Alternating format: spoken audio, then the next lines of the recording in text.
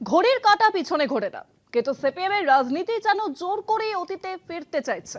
হিন্দিতে একটা কাহাবত আছে, রশ্মি জল গই পর বল নেহি গয়া। সিপিএম এরও হালত হয়েছে তাই। ক্ষমতা নেই এক ফোঁটা, কিন্তু গলায় এখনো ছড়ি ঘুনানোর ধমক চমক। ফল যা হবার তাই হয়েছে। বিধানসভা নির্বাচনের মুখে সিপিএম এখন একা, সঙ্গীহীন, বিশ্বাসহীন। এত চেষ্টা, এত দর কষাকষির পরও পুরনো শরিক ছাড়া কাউকে পাশে না পাওয়ার দায় কার? অভিযোগের তীর সোজা রাজ্য সম্পাদক মোহাম্মদ সেলিমের দিকে। সেলিমের ভুল সিদ্ধান্ত, ভুল সঙ্গী বাছাই, নিজের রাজনৈতিক স্বার্থকে অগ্রাধিকার দেওয়া এবং দলের ভেতরে উপদল তৈরির রাজনীতি, সব মিলিয়ে ভোটের আগে সিপিএম এখন পর্যন্ত দিশাহীন। সঙ্গী মিলছে না, এই বাস্তবতা মেনেই সিপিএম এর উচিত একলাই ভোটের ময়দানে নামা। পর্যবেক্ষকদের মন্তব্য, আদর্শ নয়, নেতৃত্বের ব্যর্থতাই ডোবাচ্ছে দলকে। তাহলে কিভাবে, কোন অঙ্কে শূন্যের গেরো কাটাবে সিপিএম?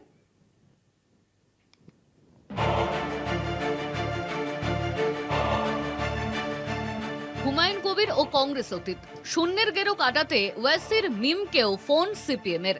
এক্ষেত্রেও এখনো পর্যন্ত ইতিবাচক সাড়া মেলেনি। যে দল একদিন রাজ্য রাজনীতির দিক নির্দেশ ঠিক করত, আজ সেই সিপিএমই সঙ্গী খুঁজে ফিরছে দরজায় দরজায়। তাও ব্যর্থ হচ্ছে বারবার।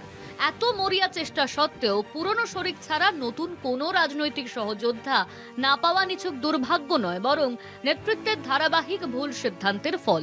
আর দলের অভ্যন্তরেই সেই ব্যর্থতার কেন্দ্রে বারবার উঠে আসছে একটাই নাম, রাজ্য সম্পাদক মোহাম্মদ সেলিম।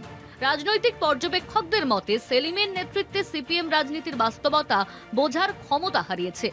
কংগ্রেসের সঙ্গে সম্পর্ক ভাঙা থেকে শুরু করে আইএসএফ, মিম বা হুমায়ুনের সঙ্গে দূরত্ব, ঘনিষ্ঠতার দোলাচল, সব ক্ষেত্রেই দেখা গিয়েছে নেতৃত্বের দিশাহীনতা।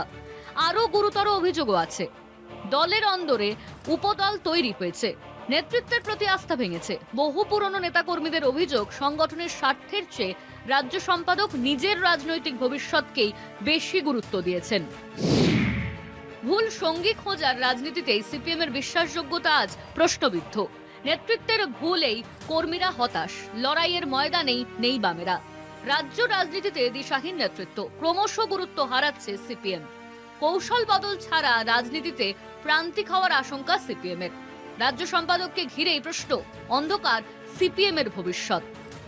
সিপিএম এর পুরনো, প্রায় বসে যাওয়া কর্মীদের অভিযোগ, দলের নেতৃত্বের বুদ্ধিহীনতাতেই আজ মাঠের সংগঠন দুর্বল হয়েছে। নিরুপায় হয়েই দলের সিদ্ধান্ত গ্রহণ হচ্ছে ক্লোজ সার্কেলে বসে। ভুল সঙ্গী বাছাই সিপিএমকে বারবার হাস্যকর পরিস্থিতিতে ফেলেছে। যাদের নিয়ে জল্পনা তৈরি হয়েছে তারাই শেষ দূরত্ব বজায় রেখেছে বা শর্তের পাহাড় চাপিয়েছে। এতে দলের ভাবমূর্তি যেমন ক্ষতিগ্রস্ত হয়েছে, তেমনি কর্মীদের মনোবল ভেঙেছে। এখন প্রশ্ন, এই শোচনীয় অবস্থার দায় কে নেবে? রাজনৈতিক মহলের মতে দায় এড়ানোর কোনো সুযোগ নেই রাজ্য সম্পাদকের। মোহাম্মদ সেলিমের সিদ্ধান্ত, নেতৃত্বের ব্যর্থতা ও বিভাজনের রাজনীতি সিপিএমকে আজ এই অবস্থায় এনে দাঁড় করিয়েছে।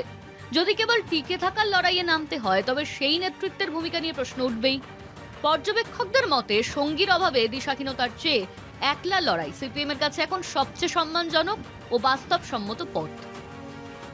কলকাতা টিভি।